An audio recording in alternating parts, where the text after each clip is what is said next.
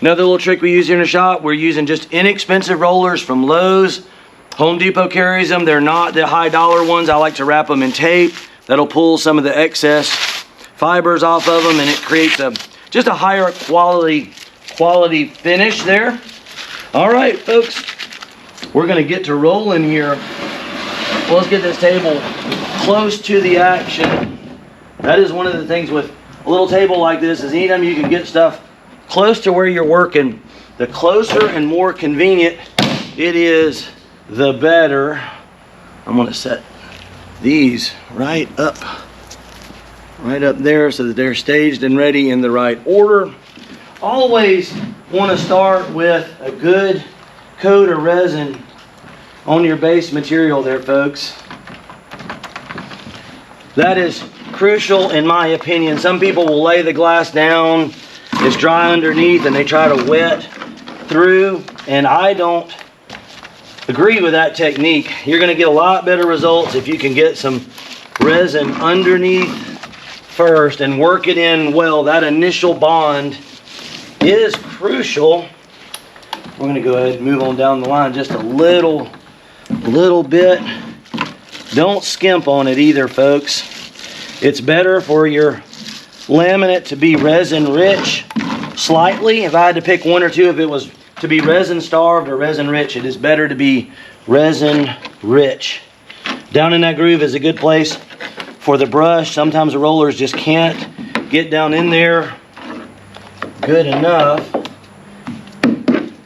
All right, I like it. And here we go. We got our first piece labeled and numbered. That looks pretty good, I would say. All right. One bad thing about the summertime, you got to be careful about contaminants on the surface. And when it's hot, people are going to sweat. So gloves, very important. Keep the chemicals off your hands. And you're going to want to try to keep from dripping onto your fiberglass fabric. It's not the end of the world if you do get a drip, but generally I try not to do that if I can help it. And using our hands just to tuck that in there nice and tight, you're going to get a better job initially.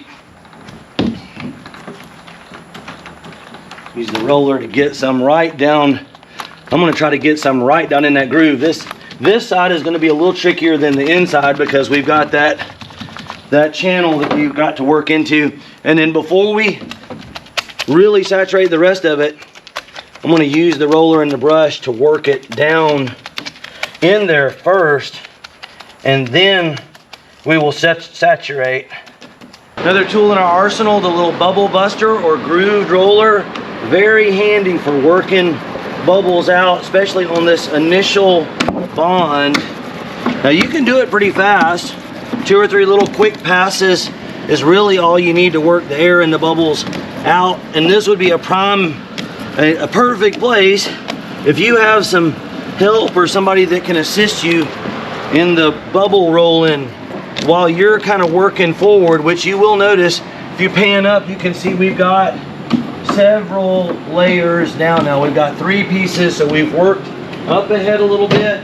We've already done some bubble busting. I'm going to go back in our acetone bucket, and that's going to knock some of that residue off of there.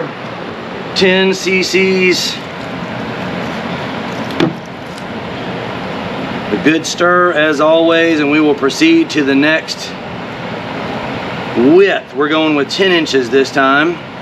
And again, your individual application can vary, you know, so just generally remember, I like about a minimum of a 6-inch width to start with, and then whatever your main combined height is going to be, and then maybe split the difference between those two is going to be just fine.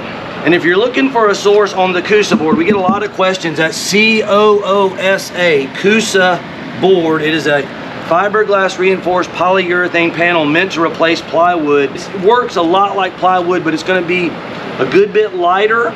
It's not the same as a lightweight core like Divinycell or Airex or something like that, but it's got a lot of strength inherently in it. All right, so now we're moving. Now that we got several ahead, we're going to go with our slightly shorter one so that our joints are staggered We're using our marks to help us line up. Splitting the difference about 50-50.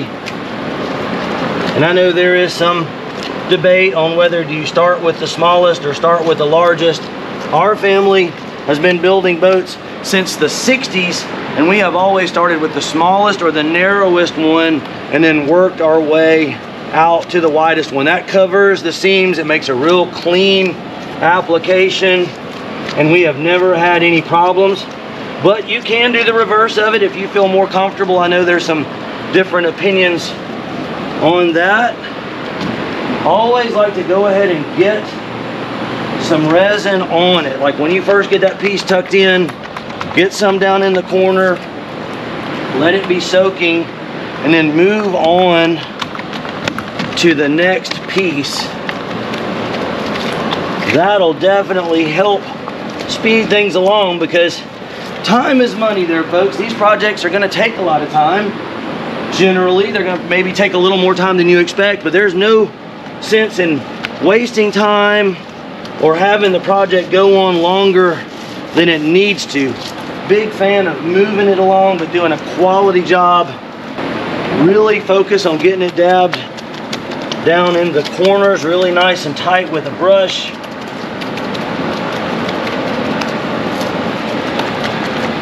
And we can move right on to that next 10-incher there. All right, y'all start to see a pattern develop, and you notice again we are offsetting. We got one seam there. We've staggered that back so we don't have any gaps. We're gonna run it right up edge to edge. Will be completely fine for this kind of application. They don't need to overlap. If you want to, you can, but you're gonna get a big lump or bump there. But I do like them ran right together. But staggering the seams is gonna close up any gaps in strength. And again, compared to what was in this boat originally, this is gonna be substantially stronger. Using your hands to tuck it in there works great. Get some resin on it. You gotta work fast though, folks, especially in the summertime. Right now we are running against the clock. When temps are in the 90s, you don't have but about 10 or 15 minutes per batch working time before it starts to gel up and create some issues for you. And what I want to do now at this point, we're running 2 ahead. So I did 3 pieces. Now I'm going to do 2. As soon as we get these 2 down, I'm going to go back. I'm going to back up, and we'll do our last piece and our widest piece. That way we can kind of stay ahead of the curing curve of this material, hopefully. I want to show everybody another little trick. We got our roller. There's a little bit of residue in there that I want to get out. You can use what's called a 5-in-1 tool. A lot of people don't know what that little feature right there is for. But if you want to scrape out some extra resin on your spot you're working on and your roller is loaded up, that is going to be the right tool for the job.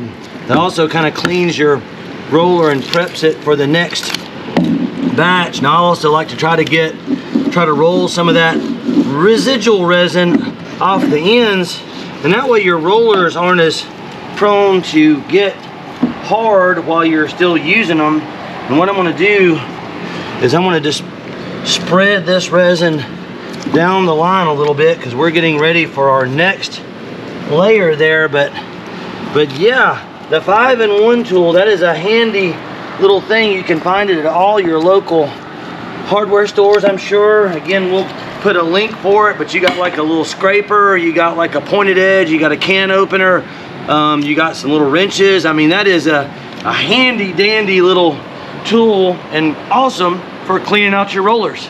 All right, folks, check this out. I wanted to show you right here where we went around this corner on this doubler. I did take my scissors and put a little pleat in there, because we were getting a pretty considerable pucker there on that last piece, and then we tucked it in really nice. So just remember, it's okay to use your scissors if you got to take out a little pleat or wedge, sometimes you just get a wrinkle that won't relax. And that's okay, especially if you've got multiple layers. And we are about a gallon in so far on doing this side. The way we're doing this boat, it seems like it's taken, about 4.5, 5 quarts or so to get 3 layers on each side. So nearly a gallon per side. So at 4 stringers, you're probably gonna need like 8 to 10 gallons. And again, this is probably a little on the overkill side there, folks. Where we are, we're down here on the Gulf Coast, and there's a good chance this boat will be out in the Gulf quite a bit and encounter some bigger waves. And I just want to be absolutely sure that if one of you viewers out there or one of my friends buys this boat, that it's going to hold together really well. Now's also a good time, folks. Obviously, you're watching us here on YouTube. We recently started a TikTok channel as well. If you want to check us out there on TikTok, basically the same content. I do have somebody stealing my content. There's a thief out there that won't make his own stuff. He's stealing our content. So we are the Real Fish Bump TV. We're also on Facebook and we're on Instagram. Be sure to check all those out. And again, all the materials that we use are going to be on below our video's description. And also be sure to check out Fiberglass Warehouse for any of the fiberglass materials, not just the resin, but the actual 1708, CSM, Gelcoat. And if you want to contact Boat Outfitters for your CUSA, Boat Outfitters is going to be the folks you need to get in touch with. And I just want to thank everybody, especially our Patreons, our members, people that regularly comment. It means so much to me. We want to do more with the channel.